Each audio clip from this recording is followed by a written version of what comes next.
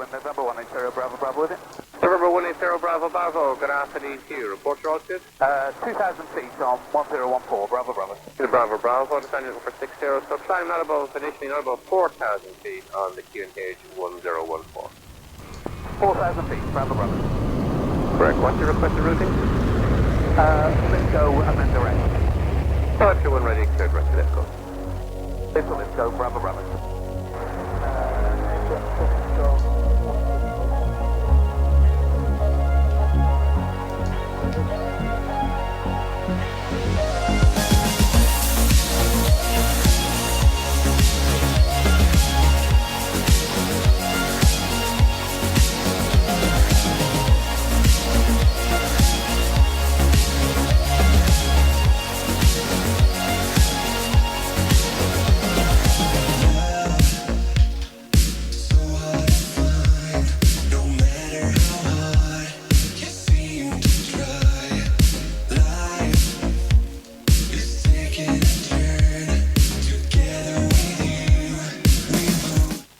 Okay everybody, hope you can hear me, and good afternoon and welcome to Xplane Dedicated Live, doing a live broadcast this afternoon. And the reason why, oops, I just need to do one thing. Let me just press this button here so everybody knows to get on the channel. So let me just put a comment here, youtube.com/WICLIFFEB. There we go. Now then, the reason why I'm doing this live broadcast is because I saw something the other day. It was on a Facebook group or somewhere, I can't quite remember, and somebody was saying they were having real trouble programming an FMC.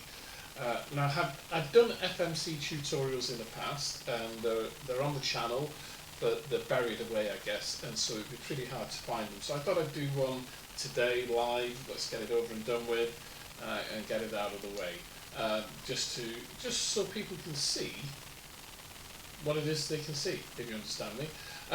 So once again, Xplane Dedicated here.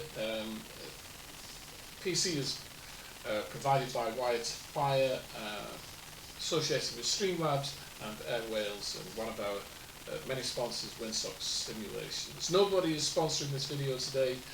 It's just a straight live video from Xplane Dedicated headquarters in Cardiff, so to speak.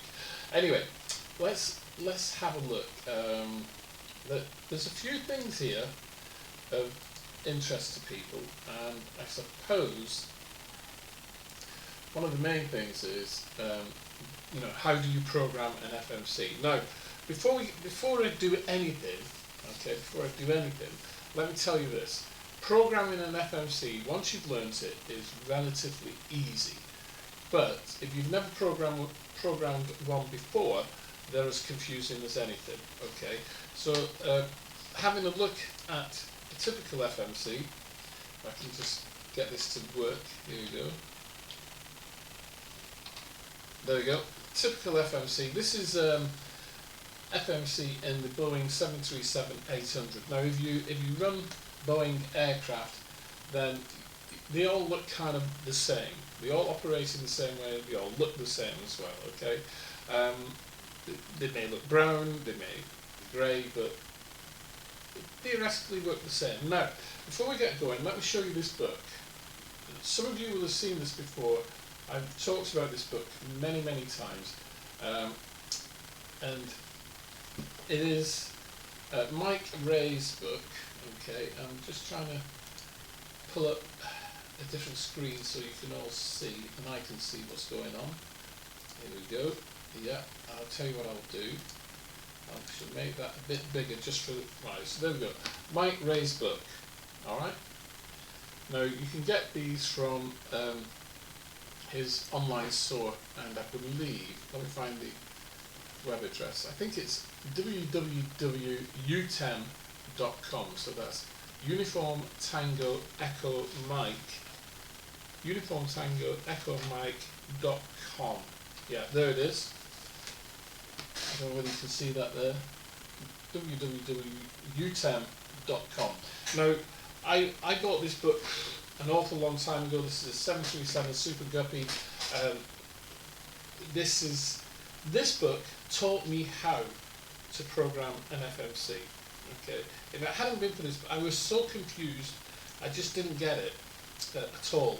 But this book is what taught me how to program an FMC, and I'm just trying to find a page for you. Hang on, because I want to show you how good it is. Mike Ray, who did this book, he was a 737 pilot for many years. Then he went on to the 757, and he really knows what he's talking about. Yeah. So here we are, introducing the CDU. All right. CDU, or FMC as many people call it. It is actually CDU, Control Display Unit. Yeah. And he introduces it in such a way with drawings and notes and box outs so that everybody can understand, right? It is an excellent book. Mike does a number of these. He's done them on the 757 series, Airbus A320, and so forth and so on. See how it's all laid out, and then what he does over here on this side, puts instructions, very simple, so you can understand exactly what everything is supposed to do. Yeah. So what I'm going to do, and I've just realised that I'm a little bit out of the picture there. All right. What I'm going to do is I'm going to put a flight plan in for you, and I'm going to show you how to do it. I'm going to go through every step of the flight planning procedure. Okay. So let's make this small again. There we go. I'll go out of the way. And as you can see, I've got the FMC open here. We need a couple of things. If you're going to program the FMC properly, you're going to need some information, and this kind of information here, which is about upper air, winds, yeah, outside temperature at cruise level, which is on here, and I'll show you exactly where that is in a moment. You'll need things like the wind and possibly temperature, okay?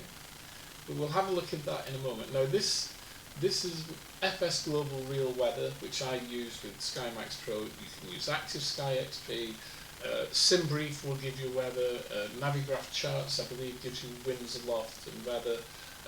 Or you can just go on. You can just go online and go to a weather program. You can go to, I think, is it meta.com? I can't remember. But you will need some of this information to program the FMC. Okay, and then you need a route. Now I've already created a route here, and this is with SimBrief. Okay, so I created my route with SimBrief, and there is the route there.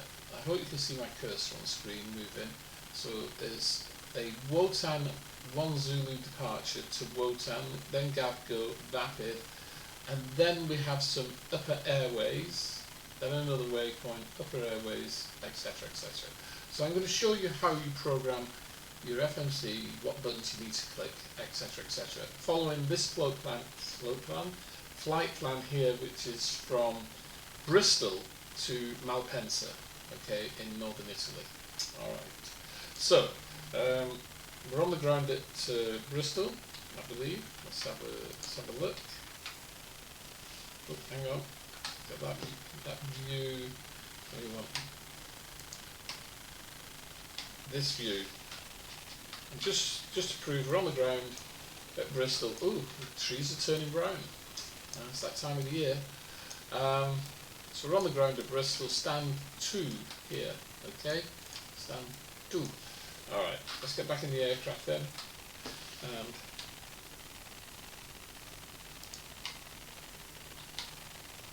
Down, oh gosh, where is it? There. Alright, so here's our FMC. I'm assuming that you've already done your alignment, so you've already aligned your IRS, which is on the upper screen there, yeah, upper screen top left, so you've already done that. Alright. So let's have a look here. Okay, so FMC, so this is when you first open the FMC and you click on the FMC button, or some CDUs, FMCs, that when you open them, they open on this page. And this is just to make sure you're in the right aircraft. 737-800. The navigation data, so it's 1909. September the 12th, we're a couple of days out. So I can change that if we go into flight configuration. Time of day is not the 13th, it was Friday the 13th, Saturday was 14th, 15th, 16th, no, I think it's the 17th today. I'll have to check. Yesterday is the 17th, okay, done. Alright, so flight changes. If I was to close this and reopen the sim, that would change to the 17th. Okay, I'm not going to do it. Because it'll take ages.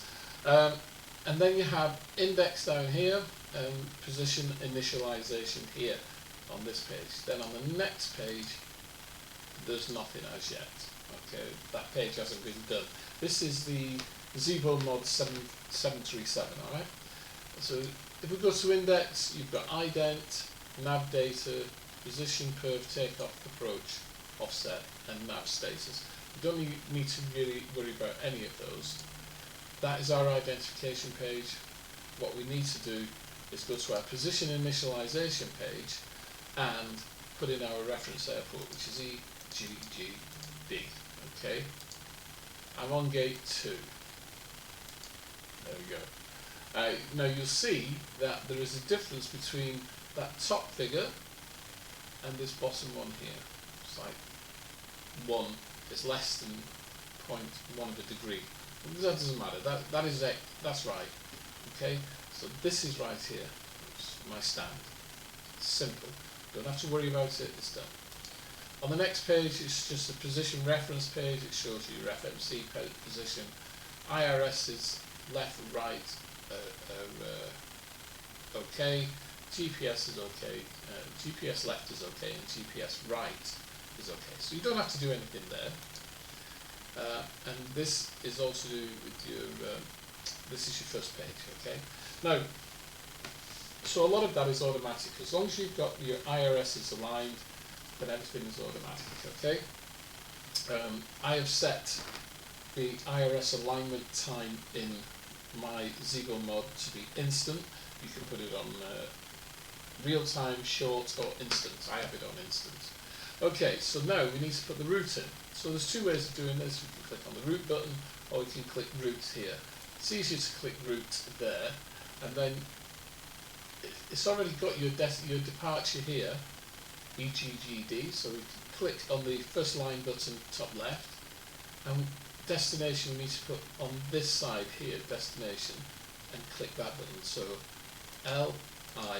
LIMC, which appears down here in the scratch pad. This line down here is known as the scratch pad. Okay, so it appears there, and then we press a line button top right. Okay, and that is it. Runway we'll be using, we'll go off runway 27, because I've already checked the wind, so I know that it's runway 27. So that's page 1 of the route page. You need to go to page 2. You see it says 1/2. You need to go to page 2, and this is where we start inputting our route. Now, as you remember, I have my route here from SimBrief. I'd like to keep this on. I know that as soon as I click on here, that will go off. Yes, I thought it would. Okay, so what I will do, I will put my route on the other screen so I can see it, but I'll just leave it there for a moment for you so you can all see it.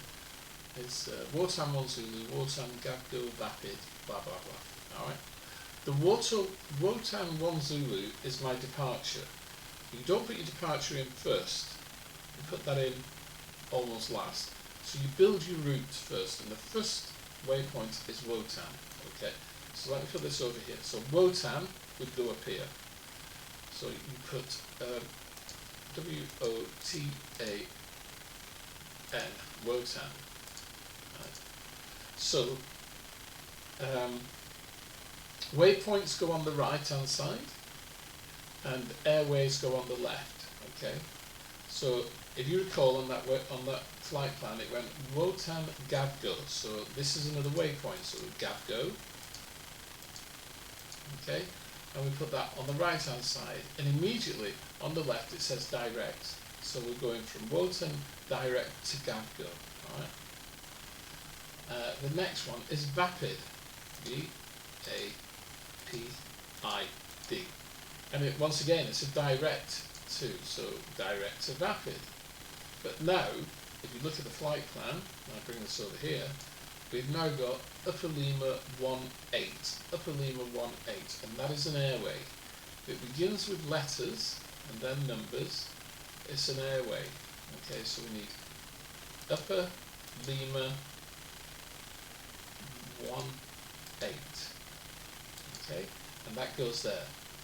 Now, I could, if I wish, put in the next waypoint, or I can miss the waypoint out, which is miders, and go to the next airway. So I'll do that. So we'll go Upper Lima 612 and put that in, and you see what happened? It put the mid waypoint in for me, because it knows between Upper Lima 18 and Upper Lima 612 there is a waypoint called mid. Alright? So next page. We'll go to the next page. The next waypoint after Upper Lima 612 is Milper. So I could write Milper in there, or I could write the next airway, which is Upper Mike 135. So we go to the next page, we go Upper Mike 135 and put that in. There we go. Go to the previous page and you can see it's put Milper in there. So if you had a flight plan that was waypoint airway, waypoint airway, waypoint airway, you would put the first waypoint in, obviously, because that's your start, and then all you'd have to do is write the airways, and all the other waypoints would be put in automatically. So after Upper Mike 135, the next airway for me is Mike 135. Mike 135. And I should put this over here. There we go. And it's already put the waypoints in, Lurag, which is correct. Now then, I'm coming towards the end of my route here, and so there are no more airways, but there is one final waypoint, which is Astig. So it's A-S-T-I-G, Astig, and that is my route. Apart from, I haven't got a departure in there, and I haven't got an arrival. I'm going to do that in a moment. So we'll just activate this part of the plan and then execute. Okay. Now we need to go to the departure and arrival button here, and I need a departure out of Bristol. So departure from Bristol. So departure 27. Oops, runway 27. Hang on. It gave me a Wotan 1 Zulu because it was saying that the wind was for 09. But let's just check on the weather. Nope, the wind is 350 at 10 knots, so it is definitely runway 27. So previous page, runway 27. It will be a it could be a Badin 1 X-ray. So we'll check that in a minute, okay? And then arrival into Malpensa. Malpensa, the wind is generally, 3.5, so we'll go for ILS 3.5 right, and it is an ASTI 1 X-ray arrival. That's what it's saying on my flight plan that I got from Simbri. So ASTI 1X arrival, execute. Now let's have a look at the legs and make sure there are no discontinuities. Nope. There are no discontinuities. That is good. If there were, then I would have to put that in there. Now then, you'll notice that there's no kind of cruise altitude here. There's only altitudes for the departure there, and there's altitudes for the arrival as well, but there's nothing in between, so we need to put that in. So we'll go back to init ref. and we come to our perf initialization page. Perf initialization page 1. And we're flying south, so that is an odd level, and I'm going to go, we'll say 350, flight level 350, put that in there, okay, and you'll notice now that all these things have appeared, and this is where you need your weather engine to, you know, to get all your information. Someone's saying that my mic sounds bad, so I'm going to unplug that one. Whoa! Whoops! I'm going to use this one instead. Let me just check that that is open sound settings. Yep, I'm on this mic now. So that should sound a little bit better. I do apologise for that. I should have read that message earlier. Okay, can I turn this down a bit? Because I seem to be peaking quite high. There we go. I'll turn that down a bit. How's that? Let me know what that sounds like, okay? Right, so we need all this information here. Okay, we need to fill all this in. Alright, so a level Earth observer. Must be a flat earther. Right, so this is the data that we need here. Some of this data down here, okay. I can't conveniently, I'm going to move it over onto that screen. So if you click on this button here, gross weight and cruise CG, click on that and that will automatically go in. Yeah, that's our gross weight. CG is 8%. It's telling me that my optimal flight level is 389. I'm going to stay at flight level 350. Plan for fuel, so let's put 16 in. Yeah, and zero fuel weight is already calculated. I'm going to put reserves of 2 and a cost index of approximately 18. Okay, it's asking me to execute, so I'll execute all of that. Now we need to put in the cruise wind, and cruise wind at flight level 350 is going to be 299 at 46. So put that in there, and we need the top of climb outside temperature. So our climb is flight level 350, so we need to get -45 in there, and the ISA deviation above automatically transfers across. Transition altitude at Bristol is 6,000 feet. So all of that is good now. Okay, all of that is good. M1 limit. Now the M1 limit is the derated limit of your engines. Okay, now you can choose one of these if you wish. I tend to put it in myself, and I will put it in at 45. Okay, 45 Celsius. Now basically you're fooling the engine into thinking that it's 45 degrees Celsius outside externally, and that actually enables the engines to work efficiently. And you can see that my climb rate there is very good. Yeah. Alright, so that's all that done. Now we need to go to the takeoff page. Fill in the takeoff page. It's flaps 5 is normal, and then you need to press on QRH over here so that you get your speeds, your V1, your V2, and your V1, VR and V2 speeds across. Okay, and now you need to click on the CG button to establish a CG. My CG will be 23.8% with a takeoff trim of 4.49. So you need to, if I can get to it, bear with, find a different view. Yeah, zoom in on here. Yeah, I need to change that to 4.49, which is more or less 4.5. So the wrong way. About there. Yeah, excellent. So almost done. Next page.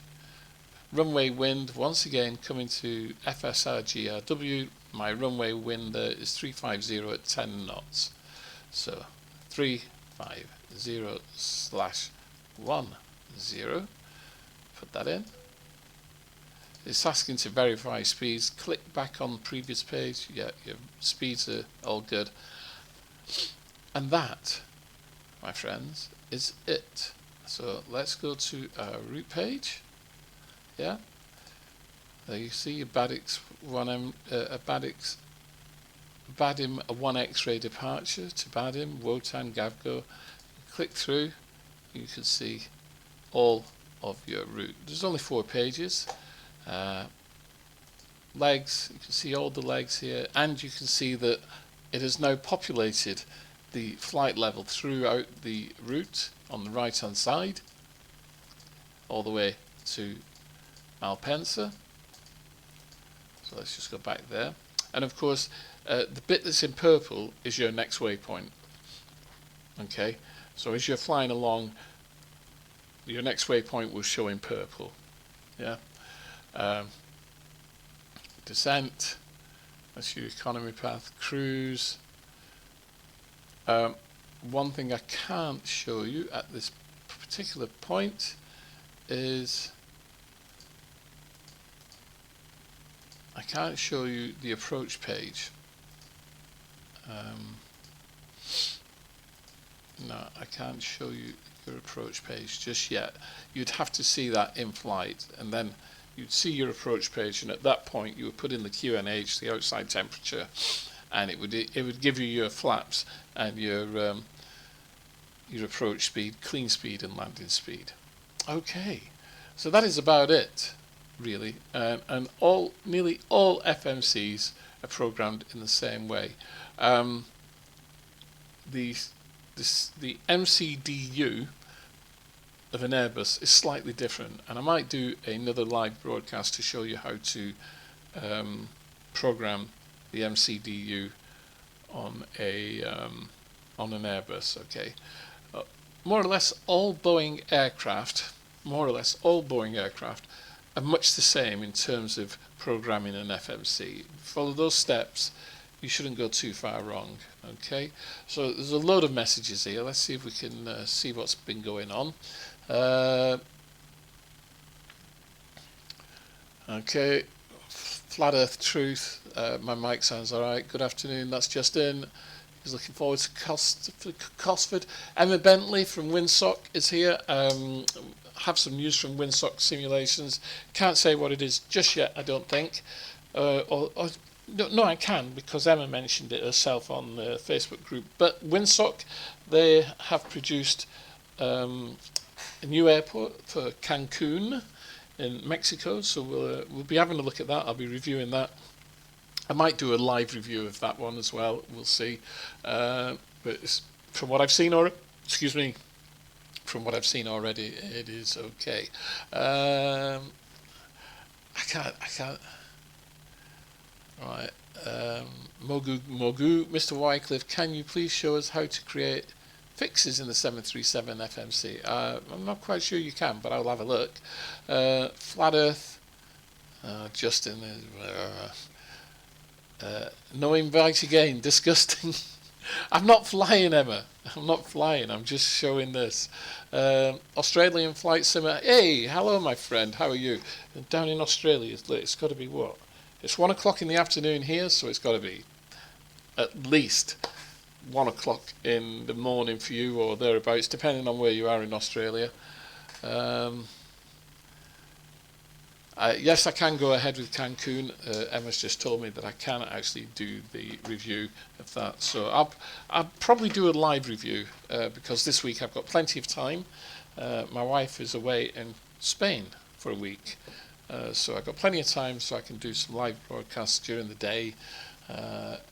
It's 10 p.m. in Oz. I keep forgetting whereabouts you are in Oz.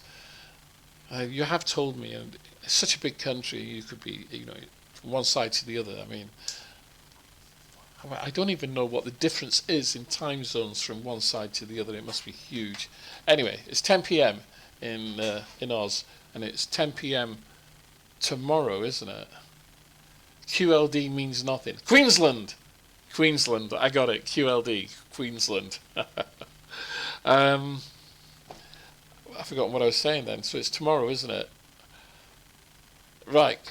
Then can we fly? Can we fly this week? Pick a destination and we can fly later this week. Yes. How about Thursday afternoon, Emma? We'll fly. All right. GMT plus 10. Australia doesn't exist. Oh God. Flat Earth people. I don't know. Right. What was it? Fixes. There we go. Right, here we go. You can put fixes in. What am I on about? So, if I wanted to put a fix around LIMC, okay, I would LIMC.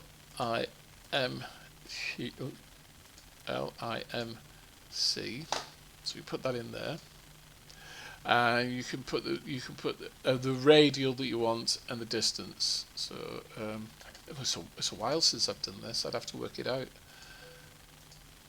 Clear. And you can put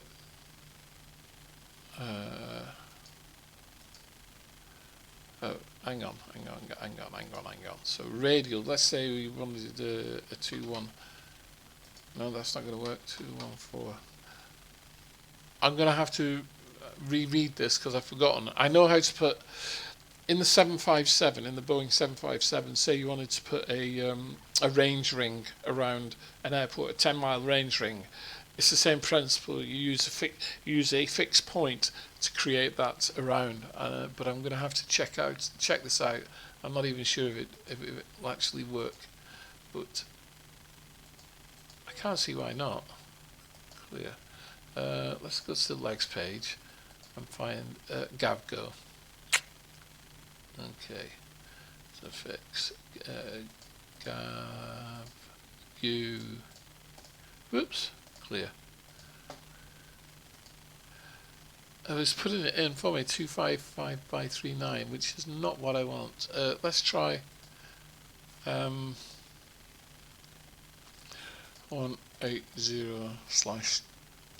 Yeah, that should work. No.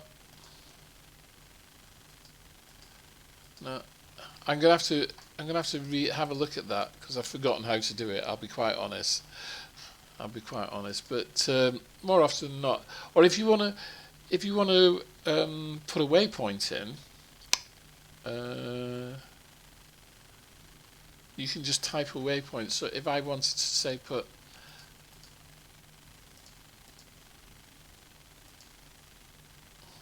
I wanted to go direct to. Oh, you can't do it. I thought you could.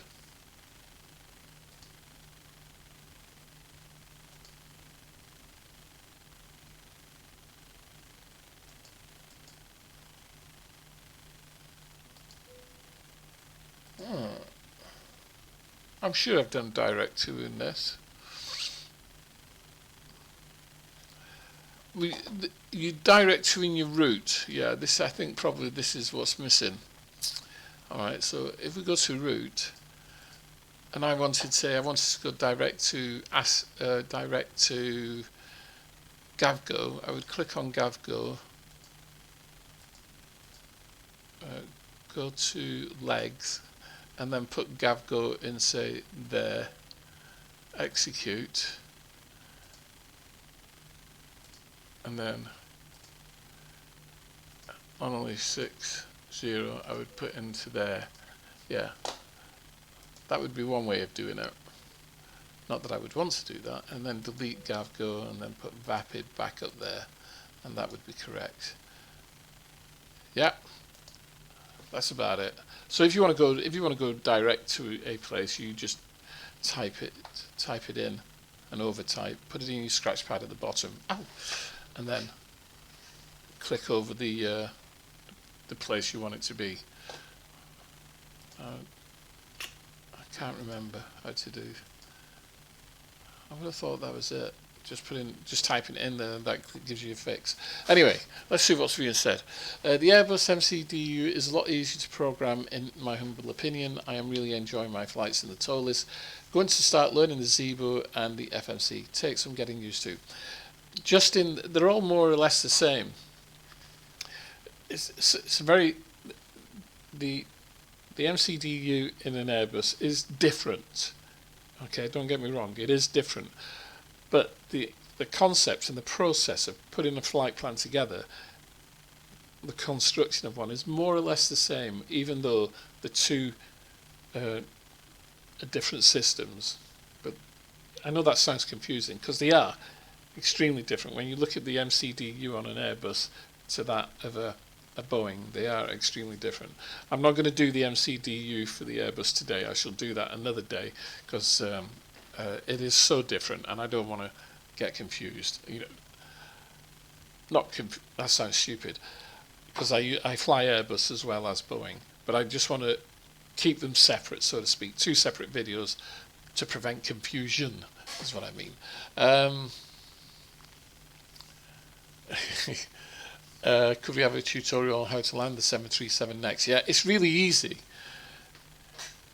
If the houses are getting too big, pull the stick back, and if the houses are getting too small, put the stick forward, and that's it. No, I know what you mean.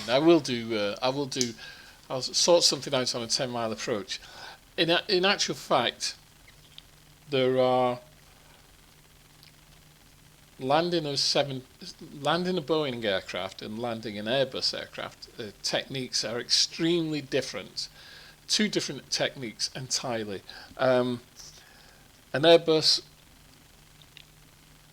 the process is very, very different from a Boeing, and once an Airbus is trimmed and set up for approach, you can disconnect everything at 1,000 feet, and if it's trimmed and correct, you don't even need to put your hands on. It will fly itself down to the runway, and you only need to get hold of the side stick, at a few feet above ground. With a Boeing aircraft, once you disconnect the autopilot at 1,000 feet, you're flying that aircraft. You have to literally manually fly it and make minor adjustments all the way down through that 1,000 feet.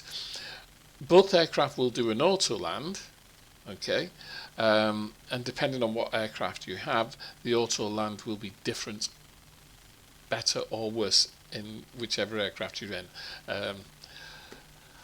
In a Boeing aircraft, I find it very difficult to keep the not the ILS, because you can follow the ILS, that's a straight line, but I find it very difficult to keep the deviation bug from creeping up or down.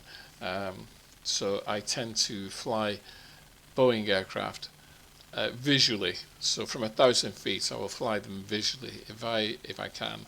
Whereas the Airbus, from 1,000 feet, the automated systems will keep that aircraft rock solid. Okay.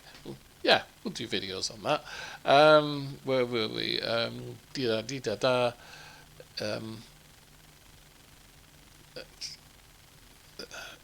Thank you, Kanye. Very cool. Who the hell's Kanye? If you're a virtual Airbus pilot like myself, but they all work on the same basic inputs, yes. Keep the contact coming, mate. Catch you again. Yeah, thanks, Australian Flight Simmer. Level Earth, yeah. Mogu, Mr. Wycliffe, I have the same problem you just went through. I have the flight factor 767 and can easily make fixes in it. I normally create a circle around the arrival airport for descent. Yeah, a lot of people do that, Mogu. I cannot do that in the Zebra as I could in the flight fighter, but thank you for that demonstration. No problem, my friend. Okay, I think that is a little bit about it. I'm not going to do too much more. It's a pity that we couldn't have some real questions from Level Earth Observer rather than just his cryptic comments here and there, but there we go. I hope you found the video useful. For those of you who are watching now, thank you for coming along in the middle of the day or the middle of the night if you're down in Australia. Thanks for coming along and spending a few minutes with me, 40 minutes with me and my ramblings on a Tuesday afternoon. I'm going to leave it at that. For those of you who are catching this on YouTube later, hope you find it useful. I wish I could remember the name of the person who said they were having trouble. I think it was on Facebook, and they said they were having trouble. You know, I hope you found this helpful if you come across the video. Right.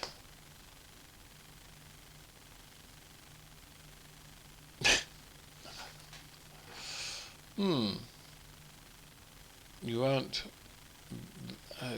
It's a pity when people can't write, isn't it?